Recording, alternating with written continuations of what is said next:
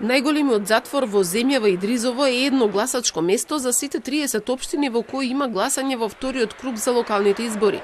Денеска, ден пред изборите, се гласа и во останатите казнено-поправни институции низ земјата, а од ДИК известуваат дека секаде гласањето започнало на време. Во Идризово има 1284 затвореници, но 122 се без право на глас, бидејќи се странци. Сепак денеска можеа да гласаат само 620 затвореници, бидејќи останатите доаѓаат од општини каде нема втор круг. Јас сакав да гласам, ама ме нема листата. Ја дојдов да гласам, ме нема листата, не знам зашто. Превише населување, инфраструктура во водовод, канализација, превише згради изградени, кои што се голем терет на инфраструктурата што постои таму. Избирачкото место во Идризово е 2536 и од утрото гласачите се носеа по групи во зависност од тоа од кое одделение ја издржуваат казната. Според председателката на избирачкиот одбор, утрото гласањето беше без проблеми. До сега некаде има 10% излезеност. Гласањето започна во 7:00.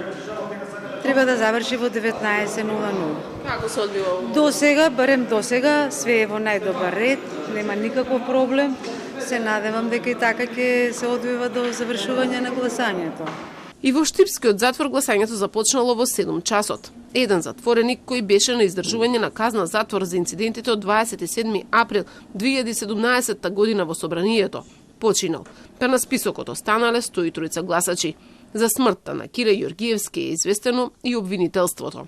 До сега е мала излезеноста, вкупно 11 души.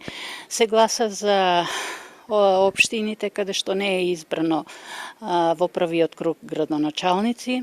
За градот Скопје се гласа за градоначалник и за градот Скопје и имаме избирачи од општините за градот Скопје, така да одат со по 2 ливчиња и за градот Скопје и за општината од кај што се наоѓа. Инаку денеска се гласа во сите 14 институции каде вкупно се регистрирани 1256 гласачи, затвореници или притвореници.